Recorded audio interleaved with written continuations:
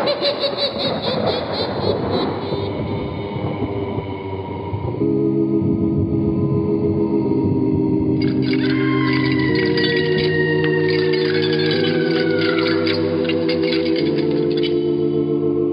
Mysterious Old Radio Listening Society podcast.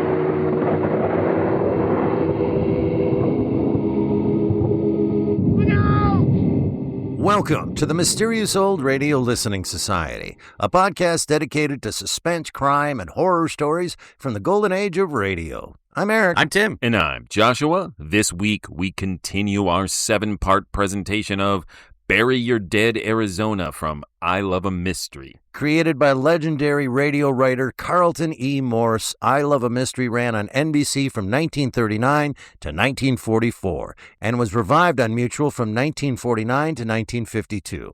It followed Jack Packard, Reggie York, and Doc Long of the A1 Detective Agency as they roamed the world in search of adventure. Most of the series is lost, but 2 complete serials survive. The Thing That Cries in the Night and the one we're listening to now, Bury Your Dead, Arizona.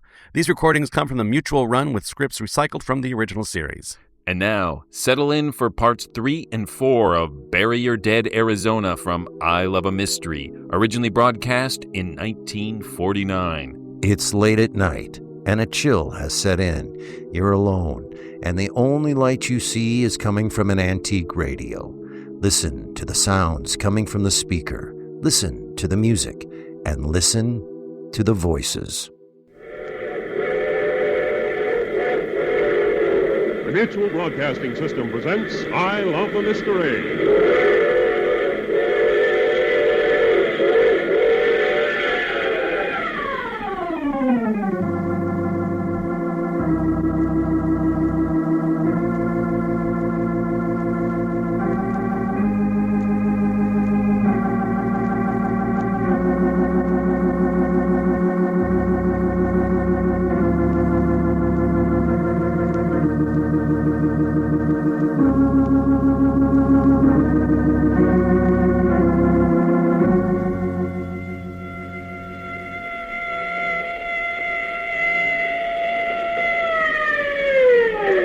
A new Carlton Morse adventure thriller,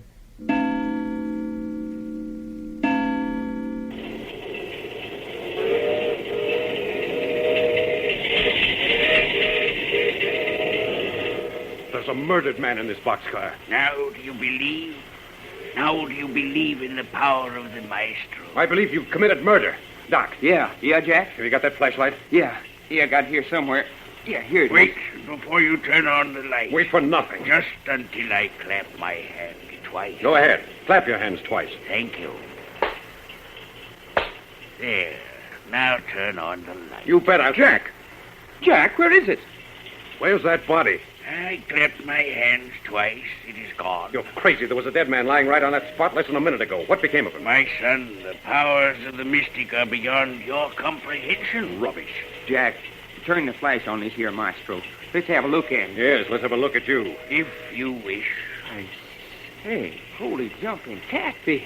Will you look at what we got? I told you I was fat and ugly. Well, I swear to my grandma you wasn't kidding. You're just about the fattest man I ever did see. I wouldn't doubt it. Fella, you're darn near as broad as you are long. So you're the Maestro, huh? I am. What's your name? Maestro is sufficient. Reggie. Yes, sir. You stay right here with this man. Don't let him get up off that packing case. Right. Doc and I are going to search this boxcar. For the dead man? For the dead man. Murder amuses you? Look at your hands. What's that? I suggest you look at your hands. Well? You touched the knife that was in the man's heart. Are there any signs of blood on your fingers? No. Isn't that odd? A man stabbed in the heart bleeds profusely. That's true, Jack. There was a dead man in his car. Another simple excursion into the world of mysticism. Rubbish. Come on, Doc. We're going to look for that body. Well, there sure ain't much looking to be done in a boxcar. Empty boxcar's about the easiest thing I know to search. Here, wait. Huh? Well, hey, it's a little dancer Nasha. Now, hold your flash down close. Yes, I want to look at her. Was doggone. Just as pretty as she said she was. sleeping like a baby. That's what I wanted to make sure of. Well, she is, ain't she? Yes, there's no faking about that. Doggone, fella. Can you imagine a little honey like that traveling around the country with a big, fat, ugly buzzard like the Maestro? Beauty and the Beast. And darn it, she ain't plumb crazy about it. Queer setup. Well, there's nothing down in this end of the car. If you mean corpses, they ain't. All right, let's try the other end. I don't really think we'll find nothing, no, do you? There was a dead body in here. Well, are you convinced? We aren't through yet. I heard you talking down there. You find the girl? Yeah, Nash is getting her beauty sleep. Well, when you search to your satisfaction, come back. I enjoy your company. Thanks. Come on, Doc. Sure is a good-natured old hipponocerous. Now, looky, Jack, you going to insist that there was a murdered man? Yes. Well, all right, then we got a right to say that Nash was turned into a tiger. Baloney. But tiger or dead man, one makes just as much sense as the other. That woman in the tiger gag was just a trick. Optical and oral illusion. It was dark. We didn't actually see the tiger. But we seen green eyes in the dark, and we heard it snarling. Illusion, I tell you. Well, all right, but then why ain't the dead man an illusion, too? Because I had hold of him. But in the dark. Maybe he had that fixed up some way. These magician guys are smarter than a whip. You see anything down here? Well, there ain't nothing down here, and I feel kind of silly even looking. Silly, huh? Yeah, I do. Him sitting there playing tricks on us and laughing at us, and all the time us taking it serious. All right, come on. Of course, I know you still ain't convinced. I know there was a dead man. Then where'd it go? Yes, Mr. Packard. Where did it go? All right. Well, how about the car door? No, I didn't move off this box. I was sitting here right in front of you all the time. I couldn't see you in the dark. But I was right in front of you, talking to you. No, if you have any idea that I threw a dead man out of that car door, you're quite mistaken. You maintain it was an illusion? I maintain I opened the door into the world of mysticism, just a crack. What you been doing while we were away, Reggie? Reggie. Hey, Reggie. Turn on the flashlight, Jack. Don't be alarmed. Your friend has merely gone to sleep. Asleep? He must have been very tired. Reggie, what's the matter with you? Let me alone, Jack. I'm tired. Yeah, Doc, get hold of him. Help me get him up on his feet. Yeah. Come on, Reg. Wake up. Come on, get up. Let me alone. You chappies, let me alone. That's it. Walk him around. Come on, Reggie. Snap out of it. That's it. Stretch and wake up. I say, what's going on? You all right? Naturally, I'm all right. What made you think otherwise? What made us think otherwise? Say, I just remembered. You remembered what? Nasha, that girl, she's been killed. Hey. But I saw it. I know it. I saw it. You saw Nasha She must killed? have been. She walked up to the door of the car and plunged out head first. She done what? I saw her. Now, look, Reggie, it's as black as the inside of your hat. How could you possibly have seen her jump out the door? I don't know, but I did. Doc, take this flashlight and go back to the end of the car and show Reggie she's back there asleep. Yeah, come on, fella. It was beastly all over before I could move. Well, I don't think you and I are going to get along. that's a pity. What did you do to Reggie? I'm afraid you have a suspicious mind. He didn't go to sleep of his own accord. He didn't. Nasha didn't jump out that door, and you know very well she didn't. I didn't say... Jack, she's not here. What's that? Jack, did you hear? Nash is gone. She's not here. Just as I said, Jack, I saw her float out of the door of the car. This is ridiculous. But it's the truth. Doc, go down and look at the other end of the car. Yeah, But, sure. Jack, I know what I'm talking You about. don't know what you're talking about. You've been asleep. Asleep? Yes, you have. When Doc and I came back from examining the car, you were lying on the floor asleep. You're sure? Certainly, I'm sure. Anything you think you saw, you dreamed. Well, I don't believe it. Nope, she ain't down here, Jack. You look good? Sure I did. She just plain ain't in this boxcar. Your friend, Mr. Long, is right, Mr. Packard. And I suppose you're going to say you saw her dive out the door, too. As a matter of fact, I did. To throw even more light on the subject, I caused her to do it. You made that girl jump out of this train going like we are? I did. But look here, that's murder. Oh, no. Well, I'd like to know why it isn't. The train going the way it is, well, she couldn't possibly have come through alive. Besides, this is mountain country. Ravines, precipices. The girl may have fallen 100 feet. You boys still don't believe, do you? Don't believe what? That I have the mystical power necessary to conduct acts which to you appear supernatural. Are you going to tell us now that we're witnessing another of your experiments in mysticism? Exactly. You say you caused her to leap out of the car. I suppose you can cause her to leap back in again. I didn't say that. Reggie, Tell us exactly what you saw. You mean when Nasha... Yes. What did you see? Well, I saw her come from the end of the car where you saw her asleep. Don't you see how ridiculous that is? You can't even see your hand in front of you. Yeah, this was different. There was a faint glow about her. I don't know how to explain it. It like a firefly. Wearing Leon Knights, No, huh? I mean it. Luminous. Her body, her hair. She glided along till she got to the door. And she stood there for a moment, and then suddenly she just seemed to float off into the air. You actually saw her? I mean, after she left the car, you saw her out in the air? Yes, for a moment. I could see the wind blowing her luminous hair, and then all of a sudden she disappeared. But Reggie, what'd you stand there for? Why didn't you yell? I don't know. I began to feel heavy, sleepy. I say, that's what happened, Jack. The minute she floated out there, I went to sleep. That's great. But I couldn't help it. Jove, I never felt so sleepy. Did the Maestro here touch you? No. No, I don't think so. No, I didn't touch him. Well, I don't know the answer, but I think the whole thing's a lot of silly hocus-pocus. But doggone it, Jack, the girl's gone. Yes, and so is the body of that dead man. I know they're gone. I also know there was a dead body here. And I know that if that girl jumped out the car door, she's dead. The ways of mysticism... I don't care anything about the ways of mysticism. You sit there like a big, fat spider creating evil. I think you're a murderer, and I'm not so sure but what you're not a double murderer. I know. A man convinced against his will. Jack, look. Yeah. She's coming back. Floating in through the doorway, just the way she left. Nasha, do you hear me? She's just returned from another world. She must have time. Floating back to the end of the car. I want to talk to that girl. You will have the opportunity. Just give her a minute. You see? You see how luminous she is? How she glows? Hey, look, it went out. She don't shine no more. The power that surrounded her has left. The power surrounding her. I think she's ready to talk to you now. Nasha, come here. We'll see what she has to say. Nasha? I am here, Maestro. Nasha, where have you been? Away. Way away. It was cold there, very cold. Here, let me feel your hands. Yes, I am cold. Yeah, you're like ice. Yes, I am cold. How did you get so cold? In the faraway country. But I did not mind the cold then because everything was so beautiful. Mr. Packer doesn't believe you.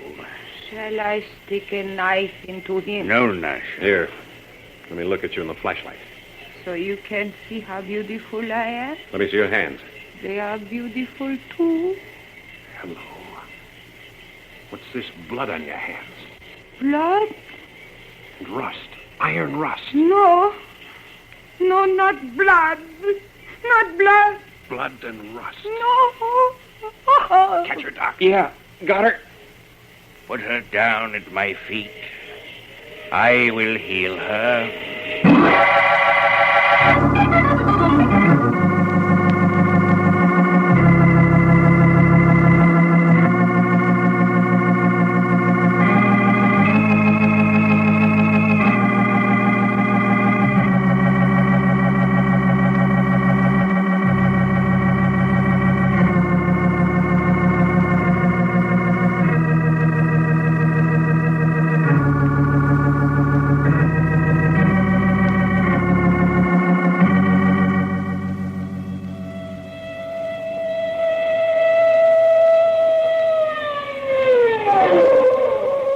Further transcribed adventures of Jack, Doc, and Reggie will come to you tomorrow at this same hour. I Love a Mystery, written and directed by Carlton E. Morse, comes to you Monday through Friday, featuring Russell Thorson as Jack, Jim Bowles as Doc Long, and Tony Randall as Reggie York. Frank McCarthy speaking.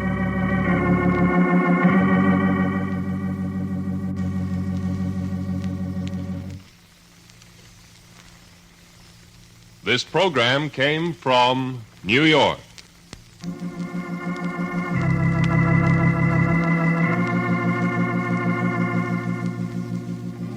This is the Mutual Broadcasting System.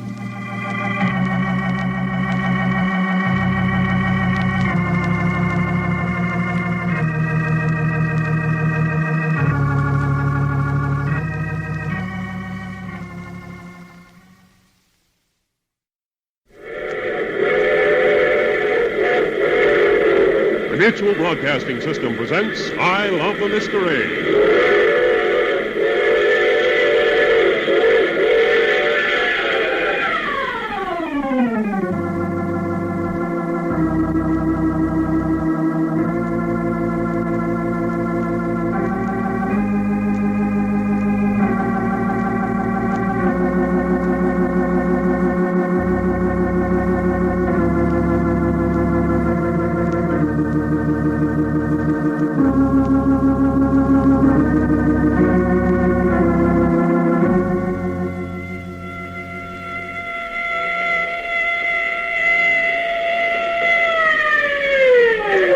A new Carlton Morse adventure thriller.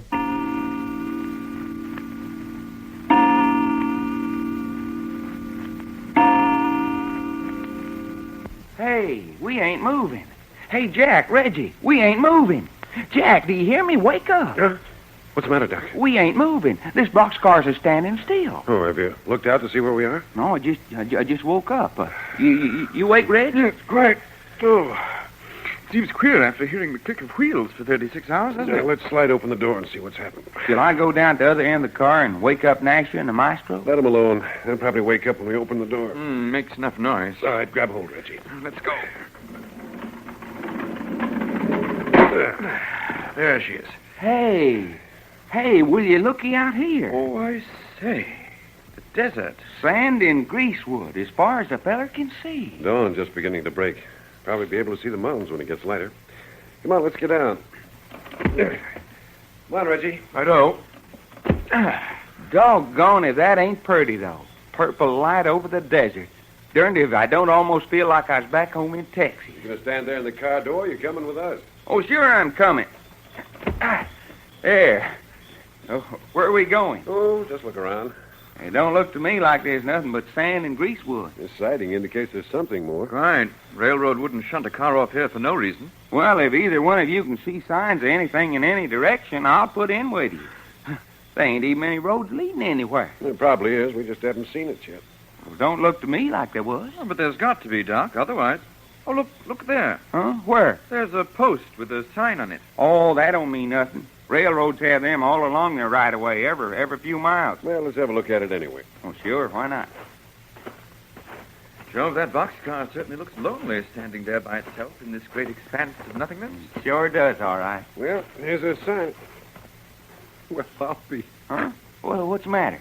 Read it. You can read, can't you? Say, bury your dead Arizona.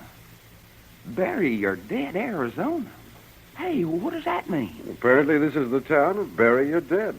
The name of a town? What else? Bury Your Dead, Arizona. A bit gruesome, what? Well, somebody's got a sense of humor, it looks like to me. You think that's funny?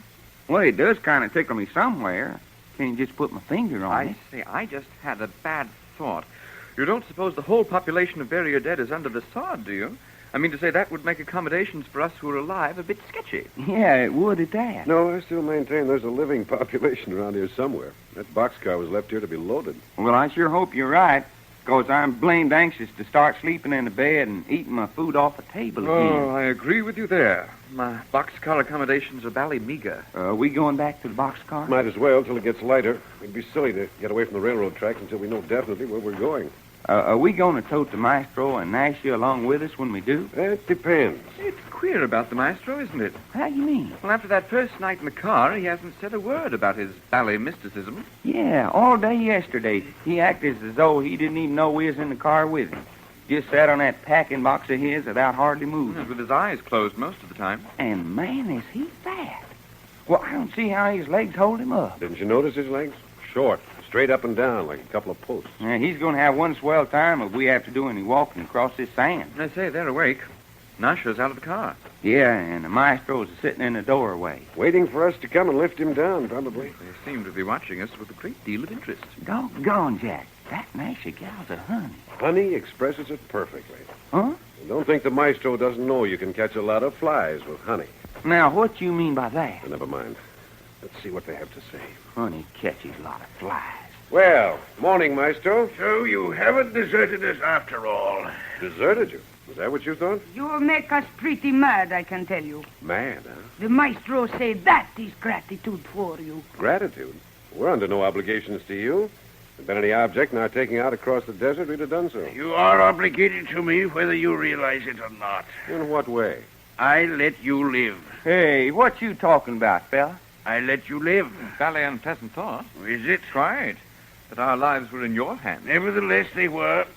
Still are, if you wish. Listen to him, will you? Why, feller, any one of us could tear you limb from limb if we was a mind to. I'm not in a mood to discuss the matter. I simply stated a fact. You don't want to make any further explanations?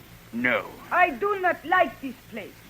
Why we stop here? We stopped here because here is where the railroad company chose to leave our boxcar. And what is the name of this place? Bury Your Dead, Arizona. Will you say that again?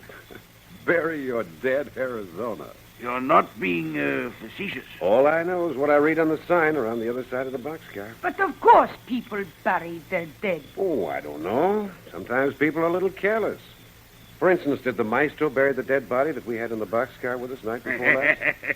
So, you're still worrying about that? No. Instead, he threw it out the door of the moving boxcar. But there was no dead body? I think there was. Then you are a fool. It was the Maestro's magic. Let him alone, Nasha. If he will not believe, he will not believe. I've not seen around the other side of the boxcar. I assume there is a town. He assumes there is a town. There isn't? You bet there ain't. The other side of the tracks looks just like this side of the tracks, just as far as your eyes can see. Strange. However, there must be some kind of a settlement not too far off. This reminds me so much of a portion of southeastern Russia where I was once stranded. Reminds me of Texas. Same sandy wasteland, same purple dawns, same unhealthy silence. But there's nothing unhealthy about this. It's inspiring. It's beautiful. Yeah, what you mean unhealthy? Why, there ain't no place as healthy as the desert. Same unhealthy silence. I think I found the place at last. What are you talking about? And you say the name of the place is Bury Your Dead. Yes? You say there must be a settlement nearby. Help me down out of this boxcar. Roll over on your stomach and let yourself down. That is not dignified. And sit up there in the door. It's no matter to us. It's only 2 or 3 feet. Jump. My weight is too great. I would break a leg. Then I reckon you'll have to roll over and slide down on your stomach like Jack done. You insult the Maestro. Well, sure, why not? Shall I stick a knife into Let them? them alone. They're unbelievers, Nasha. Pigs! Infidels and pigs! Oh, what's going on here? Hey, Where did you come from? I've been standing here watching you, and I don't mind saying I don't like what I see. Well, we're mighty glad to see you. You are? Yes, we're beginning to think we were the only living beings on this desert. Well, you ain't. That's fine. Quite a heap of folks over at Bury Your Dead. Look here, then there is a town by that name? Didn't you just hear me say so? How many people live there? Well, there was 20 last night. This morning, there's only 19. hey, well, what happened to the 20th? Ate by the wolves. Wolves? Did I hear right? Did you say wolves? That's what I said. Say, you're about the fattest man that's ever been in these parts. Wolves. Closer and closer to my Russian experience. What'd you say? What makes you think it was wolves? 'Cause I know it was wolves? I don't believe it. Ain't no skin off my back. There haven't been any wolves in Arizona for 50 years. You can prove that? Well, no. Then don't talk so much. Now, can you prove that someone has been killed by wolves? That's right. How'd it happen? How would it happen? The wolves just pulled him down and went for him. I see. How far is Bury Your Dead from here? About a half mile that way. It's queer. We can't see any building. It's down in the Gulch. That's where the water is. Any place we can put up? Dry Gulch Mary's. Hotel? Room and victuals. A woman runs a boarding house in this forsaken hole? Dry Gulch Mary is tougher than most men. Like to come along with me? I'll take you there. Yes, I think we would. By the way, my name's Jack Packard. Howdy. Mine's Jumping Dick. Glad to meet you, Jumping Dick. Yeah, known by everybody in Arizona and New Mexico, Jumping Dick. Oh, what's jumping for? I got that handle on account I used to jump every time I heard a rattlesnake. I can't abide the critters. Well, Dick, this is Doc Long. This is Reggie York. Howdy. Glad to meet you. And sitting up there in the car is the Maestro. The which? The Maestro. Oh, that's so. And this girl is Nasha. Well, the boys down at Bury Your Dead get a squint at her. They better not, I tell you those. Hey, what kind of lingo's that? Nash's from the Far East. Far East is Nebraska? No, I mean over close to Russia. Oh. Well, I don't reckon any of the boys ever seen a Russian before. She ought to go over big with them. Only pretty girl in Bury Your Dead's my daughter. And ain't no better than to bother her. They bother me, I will stick a knife in them. Oh, knife fighter, huh? Yes. This way. Poof. They are dead. Well, I'll pass the word around, but the boys sure do like a pretty woman. You coming with me? Yes. Now, how about you, Maestro? I demand you help me down. Get down the best way you can. Very well, I shall. Just a little more, Maestro. There. Your feet touch the ground. You have made me look ridiculous. So what? So I will cast a spell over this countryside. I will turn loose evil on Bury Your Dead, so that many who are alive today will not be alive tomorrow. What the tarnation's he talking about? And he will, too. The Maestro is great magician. You wait. I have warned you. The wolves who have killed once will kill again and again.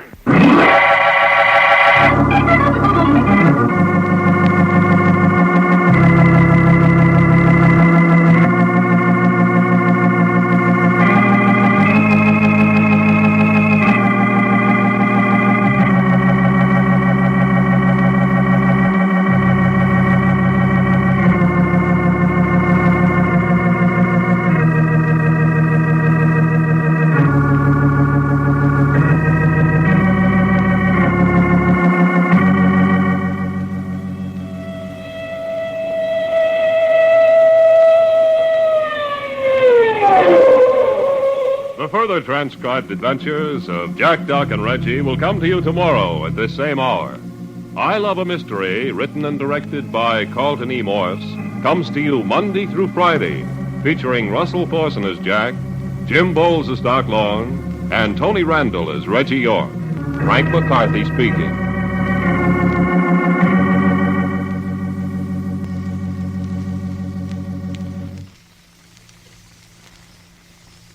This program came from New York.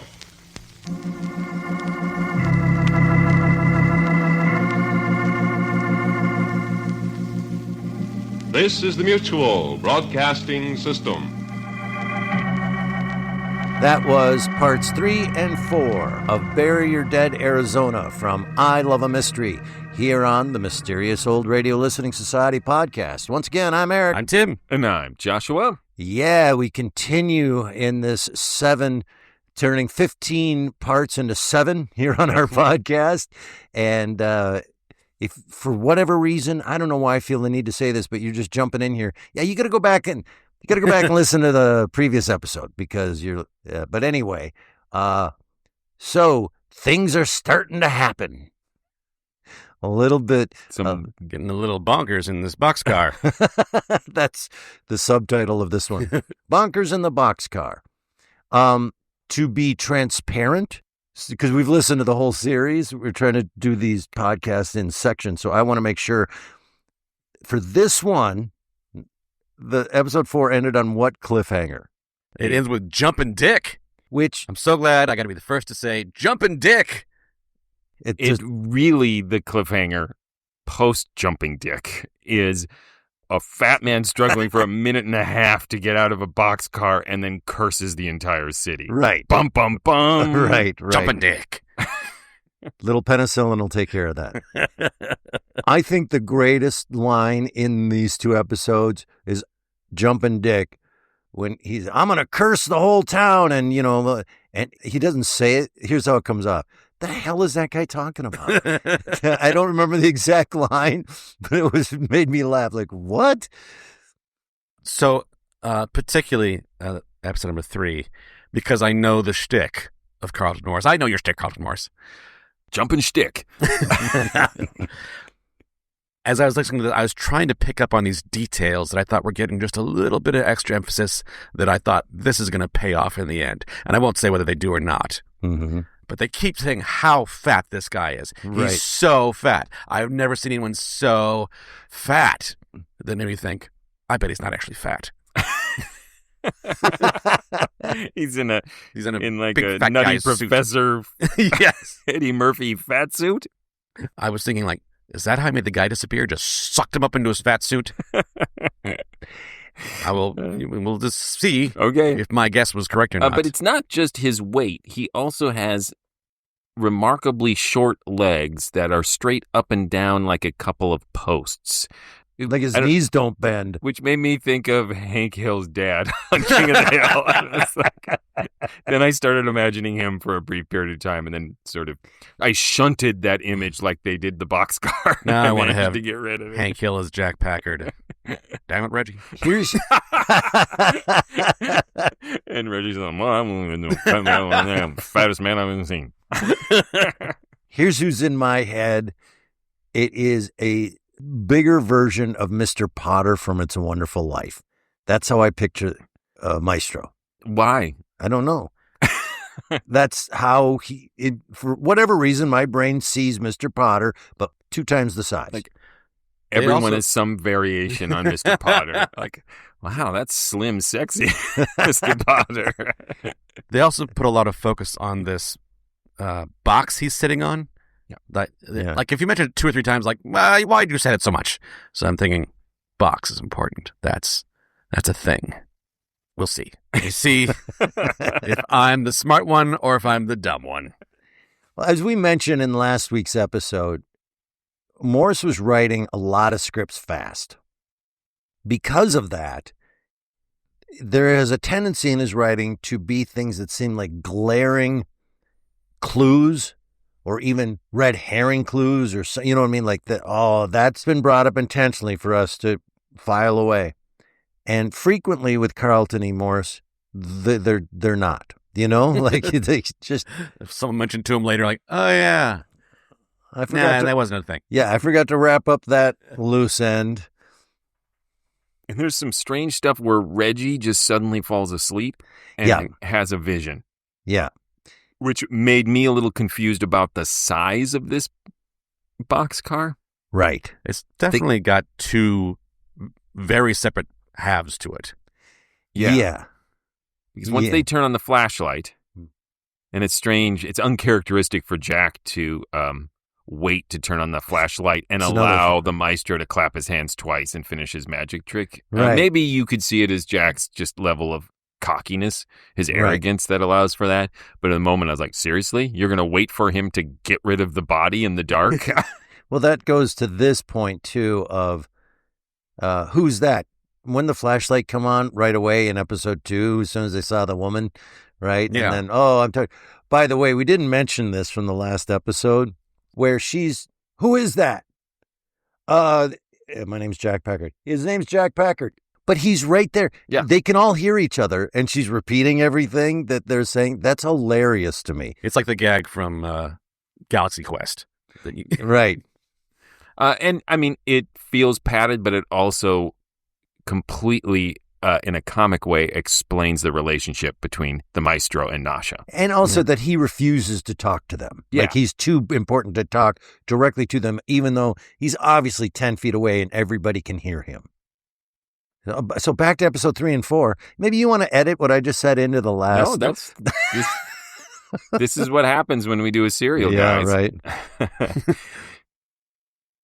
Yeah, I felt the dream sequence quite strange. I think I like it. We'll see how it pans out, or if it ends up being, again, like Tim is talking about, collecting significant incidents. I don't know. Was Reggie drugged? Did he just get sleepy? Is he just British, so he just can't stay awake as long as the Americans can? Take stay calm to a whole new level. Yeah. So that was a little odd. And then there's the moment where Nasha then falls asleep, and Doc and Jack go with a flashlight and just sort of leer at her while she's sleeping and go, "Yeah, she described herself right. Right. Supple, lithe, bendy." I do almost Russian. Almost on the border. I do find the Reggie falling asleep. And Is she Russian? Kind of along the border. The vision and all of it, I like it a lot. It creates what I like about Morse and his writing is to create so many questions. Like, oh my God, what is going on? Right? What is happening? How is that happening? And the fact that they are now somewhat fearful, right? Like, okay, that was weird. I like what that does to the tension of this. Because that cliffhanger is a surreal one where Nasha floats back into the boxcar and is covered in blood and rust. Mm-hmm. Bum, bum, bum. Right. Yeah, it's a great visual image. Like, I see her way in the distance as the train's moving, and she's coming at you while things are going past her. Do you know what I'm saying? Yeah. Like, she's coming forward at you, but the train's moving, so I'm making motions on a podcast.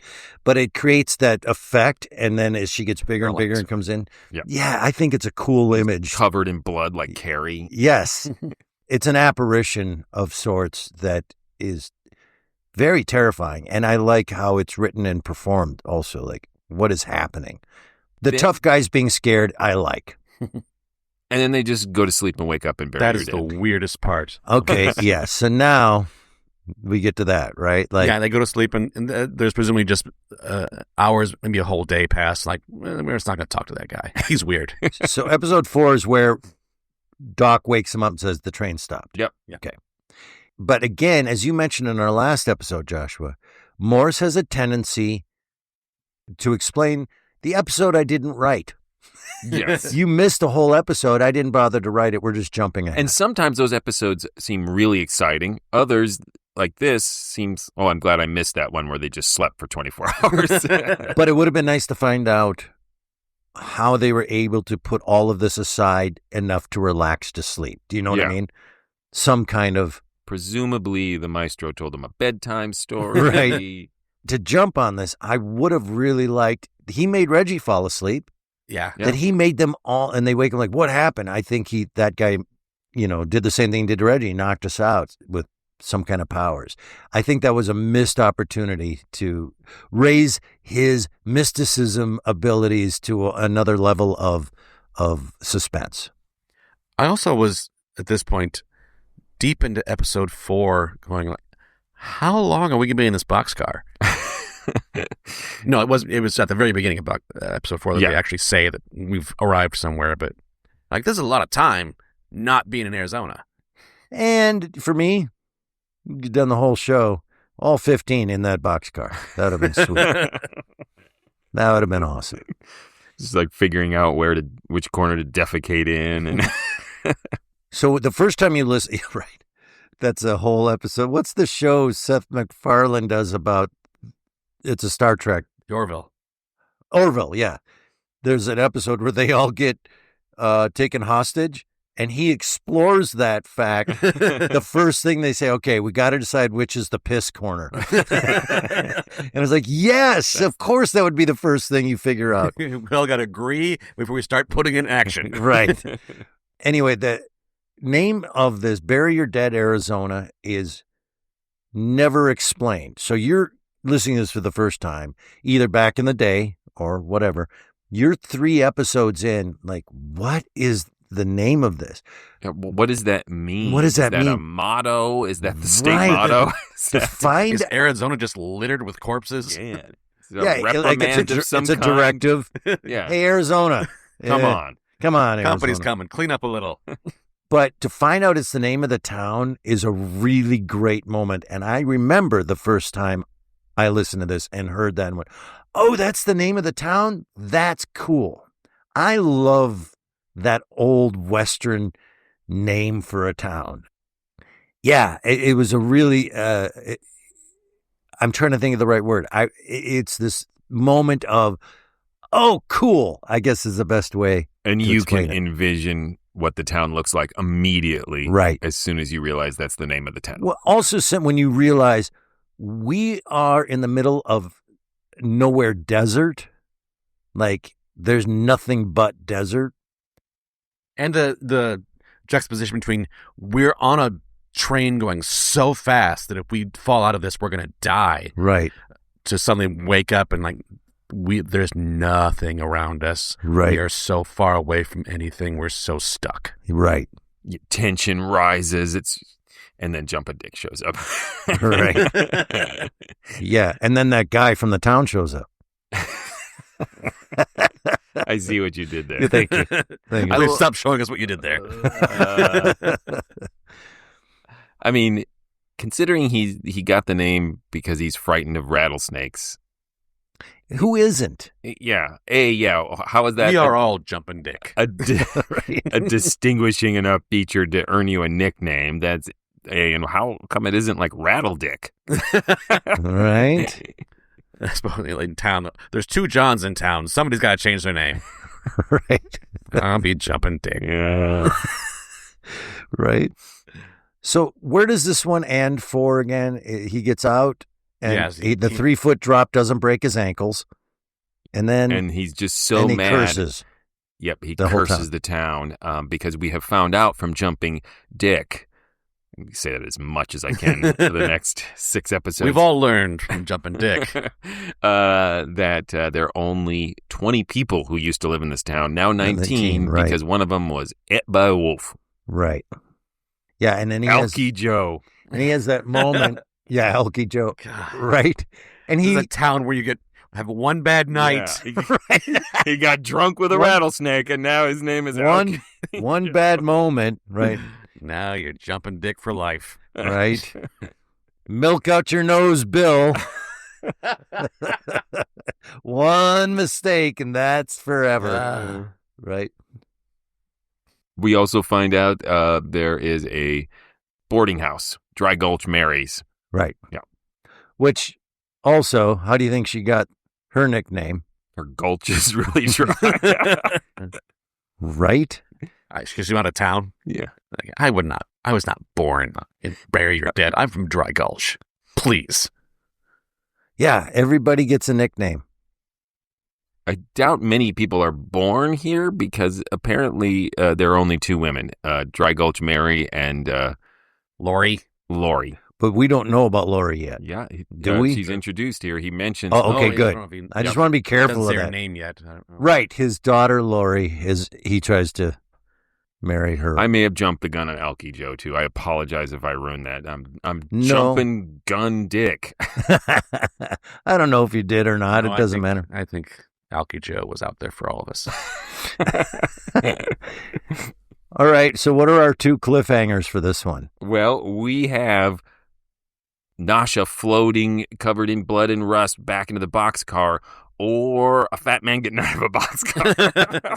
Well, the first one... Interesting parallel. I know, yeah. The first one is fantastic. Yeah. It's a great cliffhanger and terrifying and fun. And the second one's fantastic for completely different reasons. Right. He just curses them all. Oh, that's what I was going to mention. There's an interesting moment where he's told that the guy is killed by a wolf. Mm-hmm. Yeah, and the Maestro says something like, it's getting closer and closer to my experiences in Russia. Yeah. And how did he die again? Oh, by wolves. Interesting. Like, he takes that in, right? Like, so it's a really interesting moment where he's interested in that piece of information and reminding him of Russia. Yeah, the Maestro here is starting to reveal what I think is so interesting about him. Like claiming I have all these occult powers, I'm so superhuman. I'm great. Yeah. Where obviously Jack is skeptical of all of that and trying to figure out where on the scale is it true.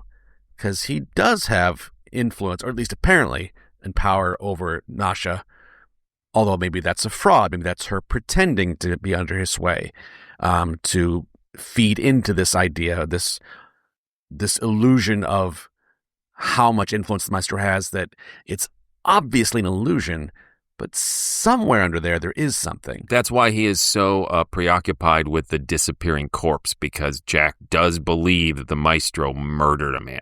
Right. Underneath all the magical tomfoolery. Yeah, for all the claims of things that have happened, that was a real thing that Jack which is another character we're about to meet, Magical Tomfoolery. Shall I stick my knife in him? Shall I stick my knife in him? So I vote I love both cliffhangers. They're quite a pair. It's what Morse does fantastically of, whether the fight to create a good episode goes well for him or not, usually does, but the final note cliffhanger, he nails it every time, I think. Well, I'll find out if that's proves to be true or not. Yeah, all right. I enjoyed it. Tim, tell him stuff. Hey, please go visit ghoulishdelights.com if you have the opportunity. All these podcast episodes we've been doing are there. You can find more. You can also leave comments and vote in polls. Let us know what you think about these. You will also find our store if you want to buy some swag, if you want a themed logo coffee mug or whatnot. We have coffee mugs and whatnot. You'll also find a link to our Patreon page. Yes, go to patreon.com/themorals and become a member of the mysterious old Radio Listening Society. I almost forgot the name of this podcast. And if you are just thrilled beyond words that we are once again returning to a serial and to I Love a Mystery, you should become a patron because we have many other serials on the Patreon page. We do an occasional Patreon-only podcast called Cliffhangers of Doom, and we have discussed City of the Dead, right? Live by Carlton E. Morris. What was the name of that series? I'm Just Okay About Mystery. I Love Adventure. I Love Adventure. No, it's something else. Carlton Morris. Hoo-ha's. It's like, yeah. Adventures by Morse. Adventures by Morse, yes. There it is. So, yeah. I love the nighttime. Yeah, we also have a whole podcast for patrons called Old Men Remembering Stuff. So you want to check that out. It's also worth noting that we are doing the series because of one of our patrons. Yes. So this is really a good time to become a patron. No matter what time you're listening to this. If you'd like to see the Mysterious Old Radio Listening Society performing live, our theater company performs live recreations of radio dramas live on stage, classic old-time radio shows, a lot of our own original works as well. We've been at it for 10 years. Come see us performing live. Go to ghoulishdelights.com and you can see what we're performing, where we're performing, and how to get tickets. If you can't make it, we're too far away here in Minnesota for you, then you can get our audio by being a Patreon. That's one of your perks. The audio recordings of those shows are yours for the taking. So next, we're going to just jump ahead to the end. No, we will be doing parts 5 and 6 of Bury Your Dead, Arizona from I Love a Mystery. Until then, Look out! Bum, bum, bum. Right. Jumping Dick.